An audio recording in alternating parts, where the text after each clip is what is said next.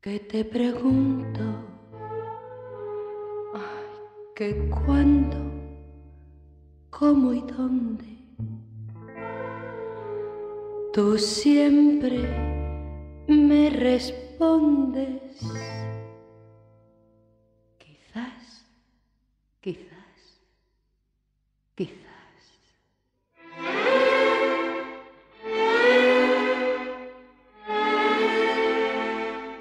Y así pasan los días y yo desesperando y tú contestando, quizás, quizás, quizás. C'est dans les années 1980 que l'un des hommes les plus influents de la mode, Jean-Paul Gaultier, connaît une montée fulgurante avec ses étonnantes créations. Sa mode homme-objet, ses chandails aux rayures bleu marine, ses jupes pour hommes, son fameux corset en pointe porté par Madonna et bien d'autres. Aujourd'hui, le Musée des Beaux-Arts de Montréal rend hommage à ce grand designer en accueillant sous son toit, jusqu'au 2 octobre prochain, l'exposition « La planète mode de Jean-Paul Gaultier, de la rue aux étoiles ». Le départ de cette exposition a eu lieu la semaine dernière. À cette occasion, l'équipe du magazine du vendredi a eu l'immense privilège d'être sur les lieux et de s'entretenir avec l'enfant terrible de la mode, Jean-Paul Gaultier. Ce dernier débute en relatant l'essence primaire de chacun de ses projets. Je vais vous dire franchement, tous les projets que j'ai eus, que ce soit avec Madonna, que ce soit avec Almodovar, que ce soit avec Besson, que ce soit avec Régine Chopinot, que ce soit avec Yvette Horner, que ce soit avec Mylène Farmer, j'ai jamais fait en tant que me disant qu'est-ce que ça pouvait apporter à ma carrière, mais plutôt une envie. Parce que si vous voulez, ce qu'il faut expliquer à la base, c'est que je fais mon rêve d'enfant, quoi. Je réalise mon rêve d'enfant. Donc si vous voulez, je m'amuse et j'accepte quand ça m'amuse. C'est si on me propose quelque chose qui m'intéresse et qui m'amuse, et ben ça m'excite, ça me donne au contraire même une espèce de jouvence, si vous voulez. Vous voyez ce que je veux dire? J'ai de l'excitation à nouveau. Parce que c'est vrai que, et même dans la mode, quand il y a les collections qui sont les unes après les autres, il y en a plein même, qu'est-ce que je dis les unes après les autres? C'est en même temps. On travaille sur 3 en même temps et tout, c'est un cycle un peu infernal. Et c'est vrai que des expériences comme ça, des choses différentes, comme par exemple là, cette exposition, comme par exemple ce que j'ai fait avec aussi Libération, là, de les mettre à nu, on va dire, avec des libérations, ça c'est des choses qui sont, pour moi, des aventures. Et donc il y a un peu d'angoisse, il y a du travail. Je ne dis pas que je ris aux éclats tout le temps en le faisant, parce qu'il y a des moments où je dis mince, c'est tout, etc. Je ne vais pas arriver, parce qu'il y a cette peur un peu de rater les choses. Mais en même temps, c'est ça qui est excitant. Et en fin de compte, visiblement, j'ai besoin d'avoir un peu cette espèce de peur et en même temps dans ma jouissance, quoi. Et si cette peur stimule le célèbre couturier français dans le processus de sa création, une certaine Marie, sa grand-mère maternelle, en a fait autant. C'est évident que tout l'amour qu'elle m'a donné et tout, ça m'a donné confiance en moi, alors qu'au départ, j'étais un petit gamin un petit peu rejeté comme ça à l'école, parce que j'étais pas bon en foot et tout, et qu'en fin de compte, je m'exprimais d'une façon, parce que j'avais la liberté de pouvoir faire ce que je voulais chez elle, donc je dessinais, et qu'en fin de compte, je me suis rendu compte un jour que par ces dessins, en compte, ça m'ouvrait des portes, c'était un peu comme un passeport, quoi, qui me permettait que les gens me regardaient un petit peu différemment, et donc par le dessin, je pouvais m'exprimer et je pouvais être accepté.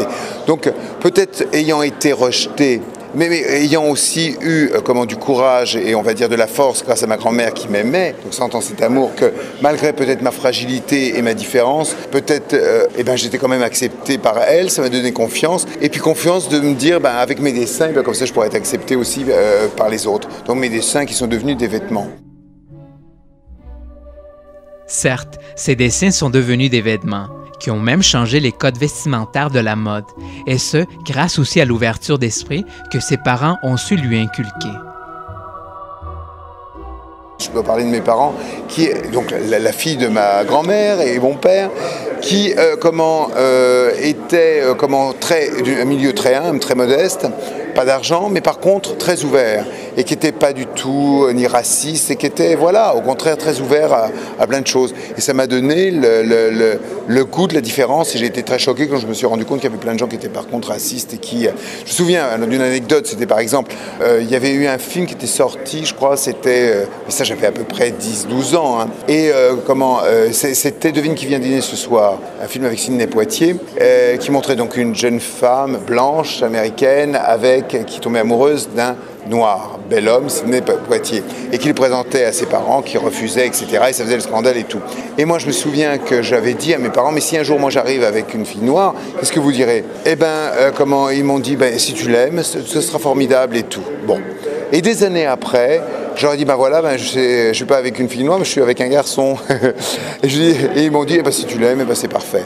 Donc, je crois que ça m'a permis d'avoir je sais pas, j'ai été choqué quand j'ai vu qu'il y avait du racisme, j'ai été choqué quand j'ai vu qu'il y avait des intolérances, et j'ai essayé de montrer tout au fil de mon travail, que ma passion, mon métier que je réalise, ce rêve d'enfant que je réalise, de montrer quand même qu'il ne faut pas avoir un œil seulement, et que ouvrir les yeux et que la beauté, elle existe, mais elle peut être sous multiforme, multicolore.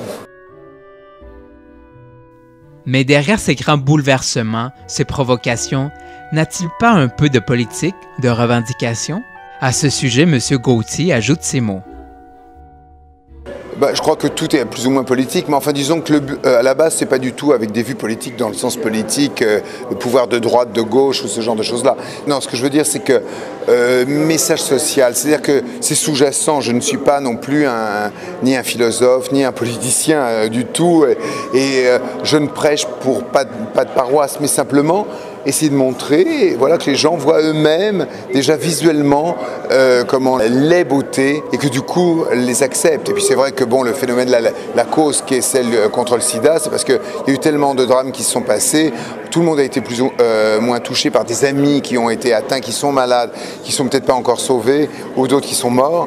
Que évidemment c'est quelque chose que j'ai été touché de très près par ça, par mon ami qui est décédé il y a une vingtaine d'années, donc évidemment que je m'y investis particulièrement. Mais disons que je ne fais pas de revendication du tout, simplement j'essaie de montrer, j'ai fait un mariage à un moment où il y a eu plein de vêtements que j'ai fait avec marqué des safe sex et tout, même des vêtements qui quelquefois n'étaient même pas vendus, qui étaient comme offerts et tout, pour la prévention contre les risques et le safe sex, quoi.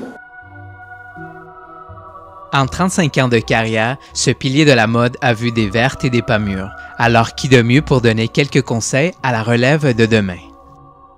Le seul conseil que je puisse dire, parce que je ne suis pas un professeur, je n'ai pas été à l'école, donc je ne saurais pas donner un conseil de professeur, on va dire, c'est simplement de parler de moi-même, ce que je sais de moi-même, c'est que j'ai fait d'une part sans école, donc c'est-à-dire que c'est bien si vous faites l'école, c'est même encore mieux, mais que si vous êtes passionné, je peux donner que mon exemple, passionné, et être capable, en fin de compte, consacrer entre guillemets, votre vie à ce que vous faites, si vous voulez vraiment le faire, faites-le et vous parviendrez à le faire. Parce que moi, j'ai débuté sans argent, sans rien, et en fin de compte, simplement ma passion a permis que je réalise mon rêve. Donc, si vous voulez, mais il ne faut pas penser à vouloir être célèbre, à penser à vouloir gagner de l'argent, vouloir des choses comme ça. Il faut penser à faire son désir, son rêve, et puis après, ça se fait tout seul. On fait beaucoup de travail, mais c'est ça, il faut être concentré et aimer ça. Mais c'est comme tout métier qui nécessite passion, quoi. Je veux dire, il y a plein de métiers et c'est une chance qu'ils ont parce que c'est un support, c'est une force, le fait d'avoir ça. Donc s'ils sont passionnés et tout, pas de souci.